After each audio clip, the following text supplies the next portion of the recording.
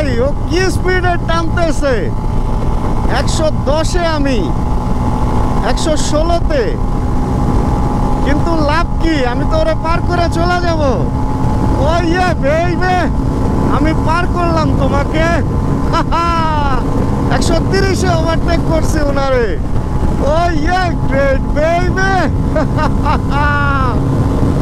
130, 31 easy উঠতেছে, easy. Normally দেখেন 30, 31, 34 পর্যন্ত হিট করে গেছে। সেকেন্ড গিয়ার, গিয়ার রেশিও দেখছেন কত বড়, 68 পর্যন্ত নর্মালি চলে গেছে, আরো অনেক বেশি উঠতো। থার্ড গিয়ারে 90, অ্যান্ড ফোর্থ গিয়ারে তো এমনিতে এই জায়গা ঢালু। ফোর্থ গিয়ারে 100 পার হয়ে 13, 14, 20, 22, 23 পর্যন্ত ইজি উঠতেছে। অ্যান্ড ফিফথ গিয়ারে তো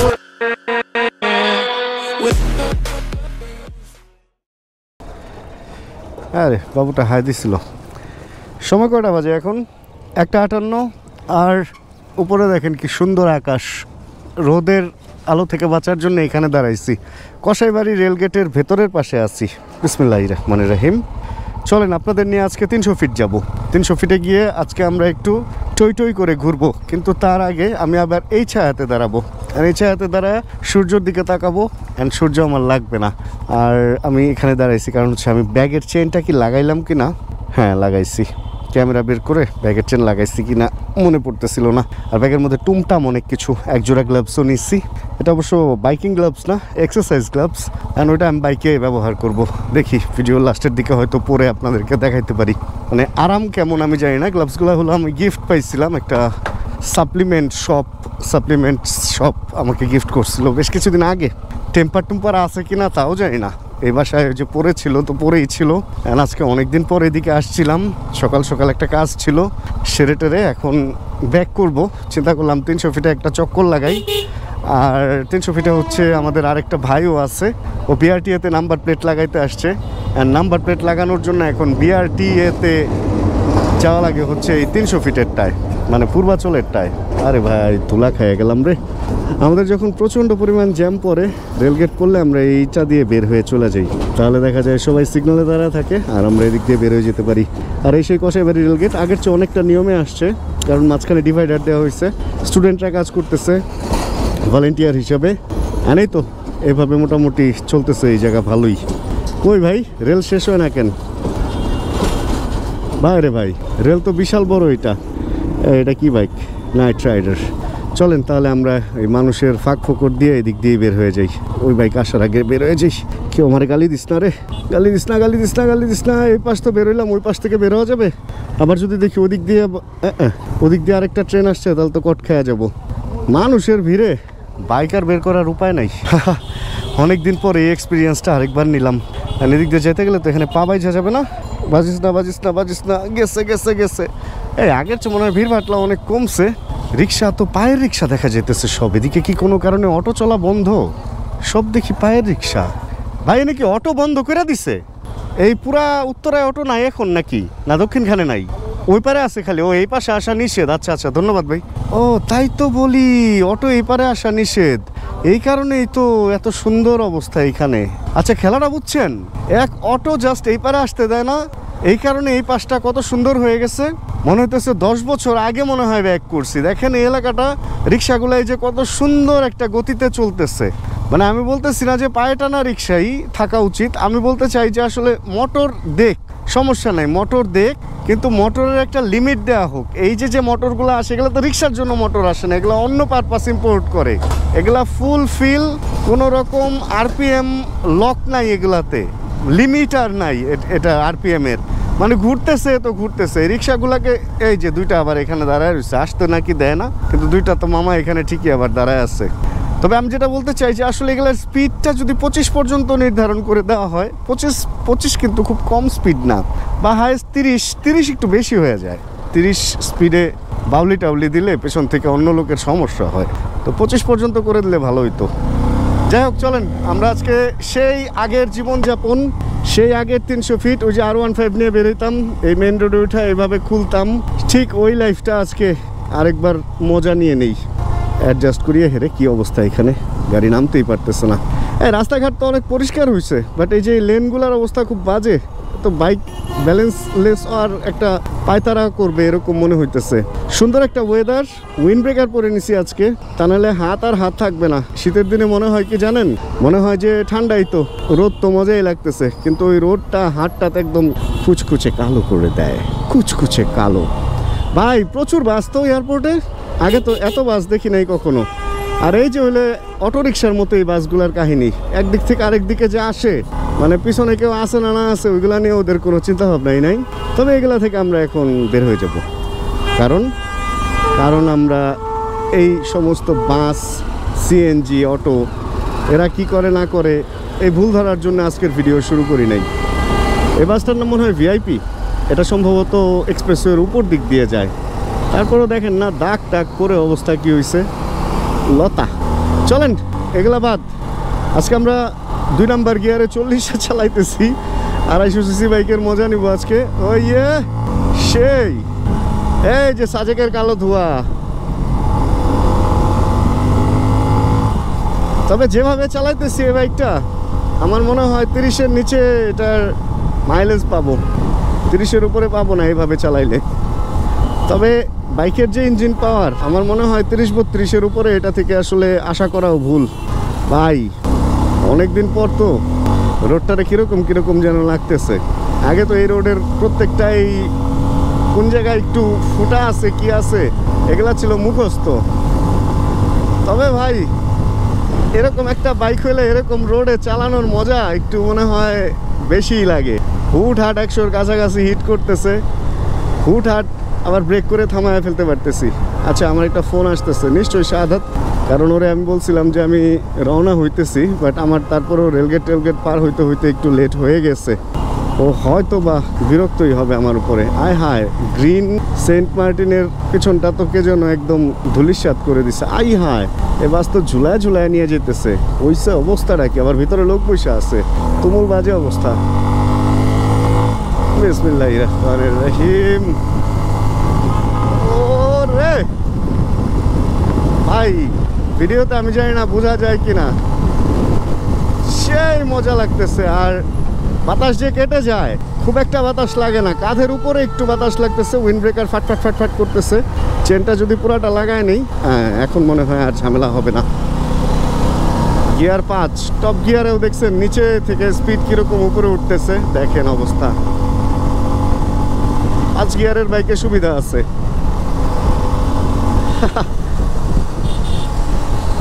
আজকে এই বাইকটার দেখলাম যে ওই যে চাকা চেন অ্যাডজাস্ট করে পেছনে 2টা আবার ছোট স্ক্রু থাকে, ওগুলো একটা ডান পাশেরটা একদম ঢিল অবস্থায় ছিল। ভালো যে আমার চোখটা গেছে, তা না হলে খুইরা পড়ে যেত। অথচ আমি বাইকটা কিছুদিন আগে সার্ভিস করাইছি, তারপরে এরকম হইলো কেন? তার মানে কোনো বাচ্চা টাচ্চাটা দিয়ে কাজটা করাইছে, ও মনে হয় ঠিক মতো টাইট দিতে পারে নাই। কি যে হয় ভাই সার্ভিস সেন্টারে আসলে এই জিনিসগুলো যে ক্যান করে, চাকা চেন এই অ্যাডজাস্টমেন্টগুলো করায় হচ্ছে একদম নতুন পোলাপান দিয়ে। এখন নতুন পোলাপান দিয়ে যদি কেউ চাকা চেনের কাজ করায়, এটা আসলে না, বাজাজের সার্ভিস সেন্টারে একটু কেয়ারফুল হওয়া উচিত এই ব্যাপারটা। সাধারণত আমি ওই পাশে গিয়ে একটা ফোন দিব, কারণ ওর জন্য যদি আমি বেশি টানতে যাই তাহলে আবার ওভার স্পিডের মামলা খাইতে পারি যে কোনো সময়। কেস টেস খাইতে চাইতেছি না। এই ইসের উপরে, ফ্লাইওভারের উপরে উঠবো, উঠে দেন ইসের নিচে দাঁড়াবো, কি বলে ওটারে, আর ওই যে ওটার নিচে, ওই যে এলিভেটেড এক্সপ্রেসওয়ের ওটার নিচে ছায়াতে দাঁড়ায় সাধারণত একটা ফোন দিব। ফোন দিয়ে বলবো তুমি থাকো, আমি আসছি। তবে ভাই মানে এই বাইকটা আমি যখনই ধরি, 250 সিসি বাইক তো আমার আরেকটা আছে, বাট এই বাইকটা আমি যখনই ধরি তখনই আমার খালি মোচড়াইতে মনে হয়, মানে খালি থ্রটল করতে ইচ্ছা হয়। আমি কারণটা জানি না, হয়তো এটার সাউন্ডের কারণে। মানে কিছু বাইক আছে ভাই উঠলে না আস্তে চালাইতে ইচ্ছা হয় না, মানে খালি এটা স্পিড চায়। তো ওইরকম এই বাইকটা, এটা নম্র ভদ্র সভ্যভাবে আস্তে আস্তে চালাইতে একদমই আমার মানে কীরকম বিরক্ত লাগে। আচ্ছা এই যে বলছিলাম না, এখানে দ্বারা একটু শাহাদাতকে একটা ফোন দিব, বা কে ফোন দিছে এটা একটু চেক করি। এর আগে হচ্ছে বাম দিকের ইন্ডিকেটরটা দিয়ে নিতে হবে, যাতে মানুষ বুঝতে পারে যে ইমার্জেন্সি পারপাস আমি থামছি, যেহেতু এটার মধ্যে হ্যাজার্ড নাই। হ্যাজার্ড থাকলে ওটা অন্য ইস্যু। শাহাদাতকে একটা ফোন দিয়ে আসতেছি। কথা হয়ে গেল শাহাদাতের সাথে, ও বিআরটিএতে এই কাজ সারতেছে। ভাই নাম্বার প্লেট নেওয়ার জন্য এই বিআরটিএতে আসতে হয়, এটা একটা জ্বালা হয়ে গেল না? সেই মানে মিরপুর থেকে এই 300 ফিট এসে নাম্বার প্লেট নেওয়াটা, যেখানেটা ওইখানেই তো ভালো ছিল। লোকজনের ভিড় কমানোর জন্য করছে অবশ্য, এটা বুঝতে পারতেছি। আর এটা হচ্ছে রয়্যাল এনফিল্ড মিটিওর। ও মিটিওরটা সুন্দরই লাগে পেছন থেকে। এই বড় রাস্তায় আসলে এই বাইকগুলারে ভালো লাগে, কিন্তু ওই বাইকটা হচ্ছে 350 সিসি, আমারটা হচ্ছে 250 সিসি।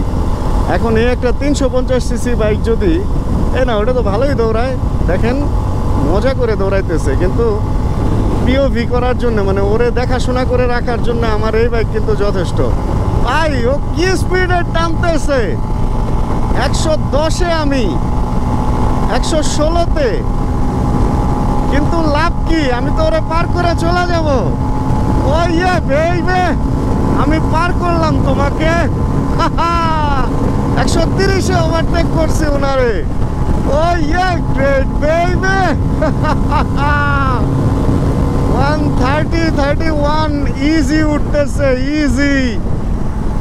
আরে সেই সেই সেই। ও মামা টান, মামার একটু দৌড়াই, মামা তো কেস খাইবো যদি এইভাবে টানতে থাকে।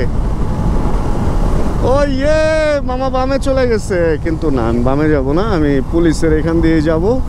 তবে ওভার স্পিড ক্যাম বসাইছে কিনা এখানে জানি না, যদি ওভার স্পিড ক্যামেরা বসায় থাকে তাহলে আমি মামলা খায়া যাব। একটু পরে আমার একটা মেসেজ আসবে, রানা ছিমি মামলা খা গেয়া, কিন্তু না, এখানে মনে হয় ওভার স্পিডের ক্যামেরা এখনও সেট করে নাই, ওই হাতে নিয়ে ওভার স্পিড মাপে।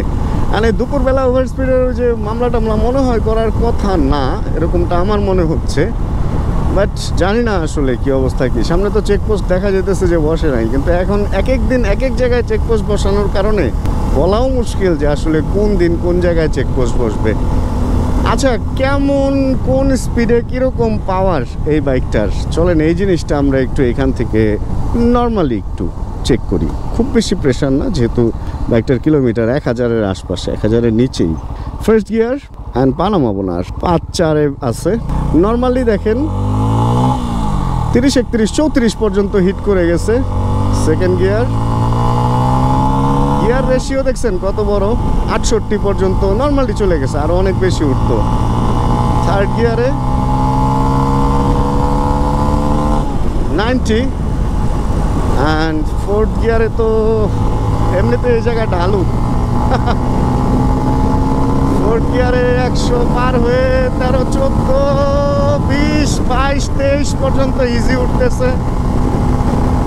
অ্যান্ড ফিফথ গিয়ারে তো এর আগে দেখলেনি অনেক উঠে যায়। এখন সামনে চেকপোস্ট থাকতে পারে, আমরা একটু লেটস ক্রিয়েট স্লো, একটু স্লো যাই এই জায়গাটা। তারপরে ফেরার টাইমে নর্মালি আমি যতটুকু জানি চেকপোস্ট ওরকম দেখা যায় না, ফেরার টাইমে দেখবো না। তবে ভাই স্পিডে যদি বাইক চালাইতে চান, এই বাইক ইজ ফর ইউ।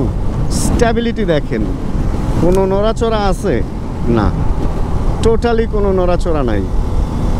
আবার ফোন দিছে কে যেন। আরে ভাই, আমি বাইকটা নিয়ে বের হইলেই যদি এত ফোন আসতে হয়, তাহলে তো আমার বাইক নিয়ে বের হওয়াই বন্ধ করে দিতে হইব। কে দেয় আবার?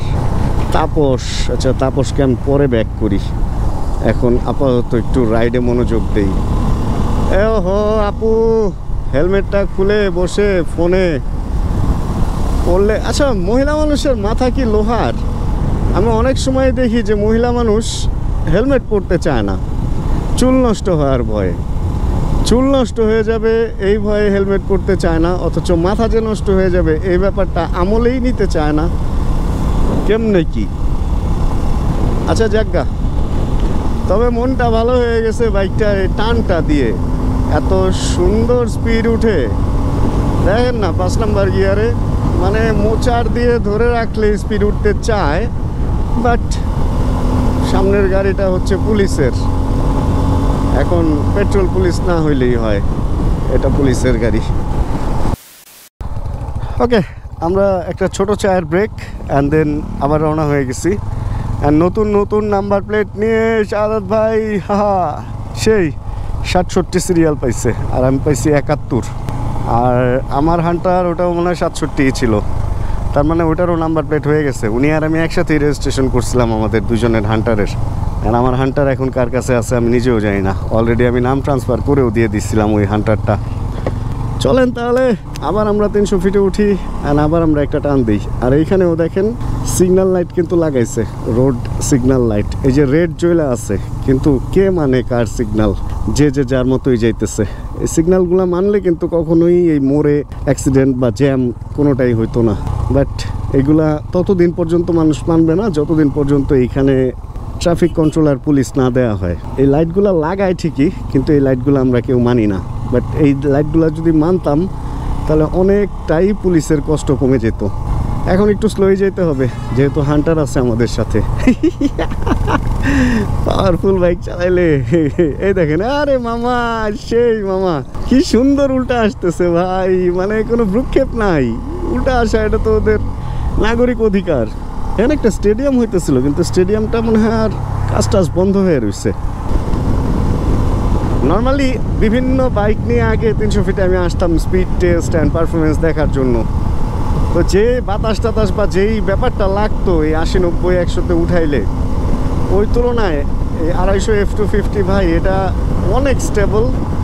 এটা দেখেন 90+ চলতেছে, কিন্তু আমার কাছে কোনোভাবেই মনে হইতেছে না যে এই বাইকটা এত স্পিডে চলতেছে। এক হচ্ছে এটার মধ্যে ওয়াইডার টায়ার, পেছনে 140, সামনে 110, সব মিলে মানে এটার স্ট্যাবিলিটি অনেক ভালো। স্ট্যাবিলিটি মানে খালি ভালো বললে ভুল হবে, অনেক ভালো। দেখেন ওভারটেক করবো কোনো সমস্যা নেই, মানে যাকে খুশি তাকে ওভারটেক করে চলে যেতে পারতেছি। আরপিএম মাত্র 6500, অথচ 104, 5, 6, 7 আরপিএম আছে 7000, 110, 11, 12-তে উঠে গেছে, 14-তে উঠে গেছে। 7 যখন পার হইছি তখন অবস্থাটা বুঝছেন। এরপরে তার অনেক আরপিএম রয়েই গেছে। তবে শাহাদাত ভাই ভালো চালায়, দেখেন উনি আমার পেছনেই। আমি এত স্পিডে টানতেছিলাম, বাট উনি কিন্তু আমাকে মানে এমন না যে অনেক পেছনে পড়ে গেছে বা কিছু। এই গাছগুলোর কারণে এই জায়গাটা অনেক সুন্দর লাগে। আর অনেকে মাঝখানে মাঝখানে এসে আবার ছবি টবি তুলে। তাই রিস্কি কাজ করেন না, এত বড় একটা রাস্তায় আপনি পার হয়ে মাঝখানে এসে ছবি তুলবেন, কি দরকার? কোনো দরকার নাই আসলে। ভাই এই বাইক নিয়ে আমার ঢাকা চিটাগাং হাইওয়েতে যেতে হবে। আর প্রথমে আমি যখন এই বাইকটা নিয়ে বেরোইছিলাম, লাস্ট ভিডিওতে বলছিলাম যে হ্যান্ডেলে ভাইব্রেশন আছে, কিন্তু হাই স্পিডে যখন এখন চালাইতেছি হ্যান্ডেলের টোটালি কোনো ভাইব্রেশন পাইতেছি না। এবং যখন আমি আবার গ্লাভস পরে নিব তখন তো ভাইব্রেশন আরও পাবো না। তবে এগুলা শক্ত, খালি হাতে ব্লাড সার্কুলেশন ভালো হয়, হাত লাল হয়ে যায় নাই, বাট শক্ত, কিছুটা হাতে লাগে। লং টাইম চালাইলে হয়তো হাতে একটু পেইন করতে পারে। তবে একটা জিনিস কি, গ্রিপগুলো চেঞ্জ করবেন না। যে বাইকের সাথে যেটা দেয় এটা সাইন্টিফিক্যালি এটার অবশ্যই কোনো ব্যাখ্যা আছে। এই বাইকের সাথে এটাই দরকার বলেই এটা দিচ্ছে। এখন হুট করে আপনি এটা চেঞ্জ করে চিকন বা নরম কিছু লাগাইলেন, ওই আগের ব্যালেন্সটা হয়তো বা নাও পাইতে পারেন, এরকম হওয়ার পসিবিলিটি আছে। পুলিশ কেন তো এখানে চেকপোস্ট নাকি? যাই হোক, চলে আসছি আমরা আবার শহরে। আজকে মেইন টার্গেট ছিল হচ্ছে 300 ফিটে বাইক রাইড করাটাই। অ্যান্ড মন থেকে একটা শান্তি পাইতেছি। সময় হচ্ছে 3:35। একটা প্রবলেম পাইলাম বাইকটায়। কি প্রবলেম? সেটা হলো বাইকটার সাইজটা একটু বড় আর ওজন একটু বেশি, এজন্য বাউলি দিয়ে মাঝখানে টাঝখানে ঢুকতে একটু ভয় লাগে। স্ট্রেট রোডে স্পিড তোলা ইজি, কিন্তু অন্যান্য কিছু বাইক আছে না, যেমন হর্নেট বা জিক্সার বা এফজি, এই সমস্ত বাইক যেমন চিপা চাপা দিয়ে ঢুকায় ফেলা যায়। এটার ওজন বেশি অ্যান্ড সাইজ একটু লম্বা, এরকম মনে হয় আমার কাছে। এই জন্য একটু এই চিপা চাপা দিয়ে ঢুকতে ভয় লাগে। তাহলে যে ফাঁকা ফাঁকা গাড়ি আছে দেখেন, মানে এই সমস্ত ফাঁকা দিয়ে ঢুকে ঢুকে ঢুকে ঢুকে এরকম এরকম চালাইতে কিন্তু খারাপ লাগতো না। এই লো আরপিএমে হাতে ভাইব্রেশন লাগে। এই যে এখন হাই আরপিএম করছি, এখন একটু ভাইব্রেশন কমে গেছে, কিন্তু আবার নামাই এই যেরকম লো আরপিএমে ঘুম একটা ফোন আসার মতো ভাইব্রেশন হাতে কাজ করে। যাই হোক, সব কিছুর পর হচ্ছে আমরা কাজকর্ম সারলাম। মোটামুটি বাইকটার এই ব্যাপারগুলো একটু দেখা উচিত ছিল, দেখা দরকার ছিল যে 300 ফিটে কীরকম কী, কারণ হাইওয়েতে যাওয়ার আগে একটু এক্সপিরিয়েন্সের দরকার আছে। হাইওয়ে এক্সপিরিয়েন্সটা আসলে 300 ফিটেই ভালো নেওয়া যায়। অ্যান্ড যেটা বুঝলাম যে আসলে হাইওয়েতে বেশ মজা হবে এই বাইকটা নিয়ে, এজন্য একটা ট্যুর প্ল্যান খুব তাড়াতাড়ি করব। তবে খুব বেশি বাজে লাগে এরকম যখন সিগন্যাল খাই। ভাই হেলমেট সহ গরম হয়ে গেছে, এরকম লাগতেছে। মা গো মা, মাথাটা পুড়ে যাইতেছে, ফেস টেস সব পুড়ে যাইতেছে। এই যে সাধুর ভাই এসে পড়ছে, গ্রেট। পার হচ্ছে কাকলি বনানী চেয়ারম্যান বাড়ি মেবি এলাকাটার নাম। অ্যান্ড আরে রোদ এখনো অত নিচে নামে নাই। রাস্তার পাশে বড় বড় বিল্ডিং থাকলে সুবিধা আছে। দুপুরের পরে গিয়ে রোদটা যখন আরেকটু নিচে নামে, এই মামা বে তখন দেখা যায় যে আসলে ওই ইসের জন্য মানে ওই পারের রাস্তা দেখেন ছায়াতেই থাকবে এখন। আমি যদি একটু ডানে চাপি, তো আমি ছায়াতে ঢুকে গেছি। সুবিধা আছে, সব কিছুরই সুবিধা, সব কিছুরই অসুবিধা আছে। তবে আরেকটু শীত পড়লে তখন রোডটা অনেক মজার লাগবে। যাই হোক, চলতে চলতে কথা বলতে বলতে চেয়ারম্যান বাড়ি পার হয়ে আমরা অলরেডি ও ইয়ে বেবি আমরা চলে আসছি হচ্ছে এটারে কি বলে, মহাখালী ফ্লাইওভারে। অ্যান্ড এখন আসলে এলাকায় ঢুকে যাব। অ্যান্ড একটু এক্সারসাইজ করতে হবে। আজকে সকালে এক্সারসাইজটা করতে পারি নাই, এই জন্য বাসায় যাব। বাসায় যেয়ে একটু রেস্ট করে দেন খাওয়া দাওয়াটাও তো আসলে বাসায় করছি, কিন্তু একটু কম খাইছি। যাক, ব্যাপার না। ভিডিও থেকে তাহলে আজকে বিদায় নেওয়ার সময় চলে আসছে। আর এই অদ্ভুত একটা যান দেখতে পাইলাম। এটা কি সাইকেল না মোটর সাইকেল কিছুই তো বুঝতেছি না। উইদাউট হেলমেট, উইদাউট কিছু, এত রাস্তার মাঝখান দিয়ে তুমুলভাবে চালাইতেছে। স্টকেও কোনো হেলমেট রাখে নাই। হ্যাঁ, চালাইতেছে তো চালাইতেছে, রাস্তার মাঝখান দিয়েই চালাইতেছে। আরে ওয়াও, গ্রেট, ভালো স্পিডেও চলতেছে। তাহলে আজকের ভিডিও থেকে এখানে বিদায় নিয়ে নেই। হোপ রাখতেছি এই ভিডিওটা আপনাদের ভালো লাগছে। যদি ভিডিও ভালো লাগে প্লিজ একটা লাইক দিয়ে যান। চ্যানেলে যদি নতুন হন প্লিজ সাবস্ক্রাইব করে হয়ে যায় না আমাদের ফ্যামিলি মেম্বার। অ্যান্ড জানাবেন কে কোন জায়গা থেকে ভিডিও দেখছেন। আর যতক্ষণ পরবর্তী ভিডিও নিয়ে এবার আমি না আসতেছি, ততক্ষণ ইনশাআল্লাহ আমরা থাকবো ভালো, আমরা থাকবো সুস্থ এবং করতে থাকবো চিল ইনশাআল্লাহ। এই উনি কীভাবে ধরে বসছে এটা? উনি মনে হয় বাইকে উঠে অভ্যস্ত না, খুব আজবভাবে ধরে বসছে মানে। যাক, টাটা বাই বাই, আল্লাহ হাফেজ, chill bro. Check the mic and make sure it sound right, boys.